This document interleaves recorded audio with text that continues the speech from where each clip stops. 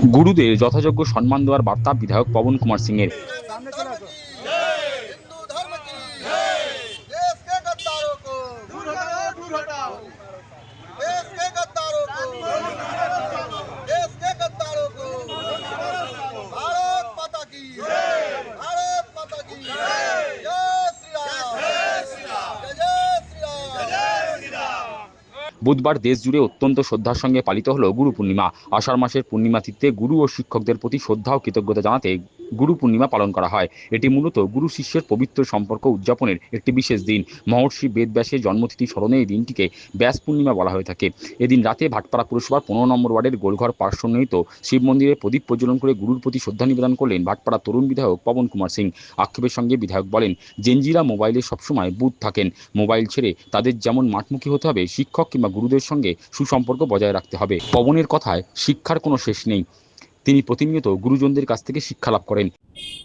গুরু ব্রহ্মা, গুরু বিষ্ণু, গুরু মহেশ, তো ভগবানের থেকে তো বড় গুরু তো কেউ নেই।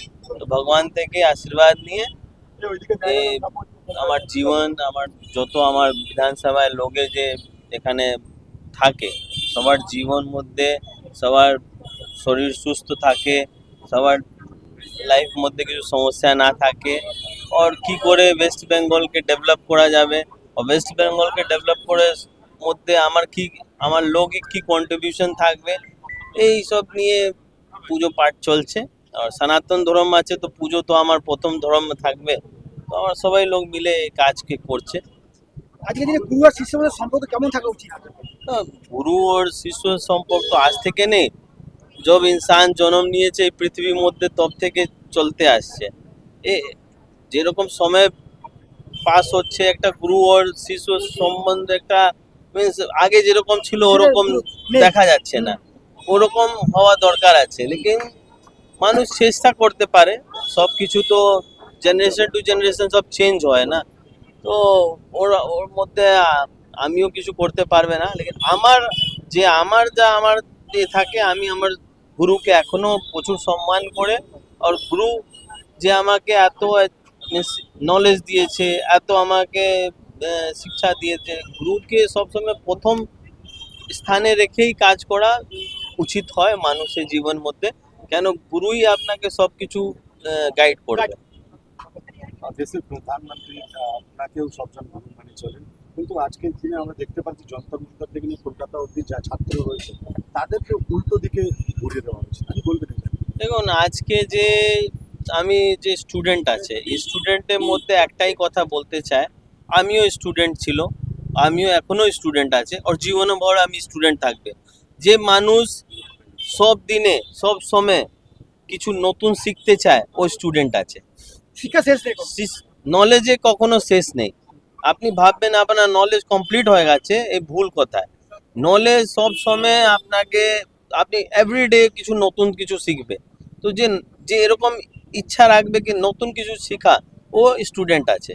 আর স্টুডেন্টের মধ্যে সবচেয়ে প্রথম যা দরকার আছে, একটা being as a student, discipline থাকা, আপনার যে বড় আছে ওর সম্মান করা, আর যা আপনি নলেজ পেয়েছে ও নলেজকে পজিটিভ নিয়ে কি করে মানুষের সেবার মধ্যে ও নলেজকে আপনি ইউজ করতে পারবে, এই তিনটা আপনার সবচেয়ে প্রথম দায়িত্ব থাকে। লেকিন এখন যে জেনারেশন চেঞ্জ হচ্ছে,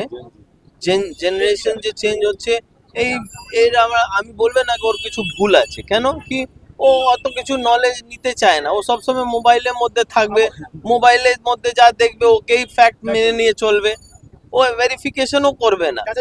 যাচাই, আপনি যেরকম নিউজ পোর্টাল আছে না, আপনি কোথাও নিউজ পেলে আপনি একটা ভেরিফিকেশন করে ওর পরে নিউজকে দেখায়।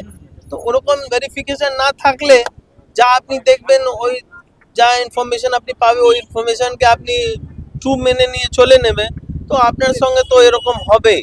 তো আমি আমার যে ইয়াং জেনারেশন আছে, ইয়াং জেনারেশনকে একটাই কথা বলতে চাই কি ভাই, সবচেয়ে বড় সম্মান দেওয়া। আপনার থেকে যে সিনিয়র আছে, আমি কত পড়াশোনা করে নেবে, কত এডুকেটেড হয়ে যাবে, লেকিন আমি ভালো কথায় বলতে পারবে না। কারোর সঙ্গে ভালো কথায় না বলা, ভালো না ট্রিট করা, বিহেভিয়ার ভালো না রাখা, তো ফির আমার সব শিক্ষা আমার সব নলেজ বেকার আছে।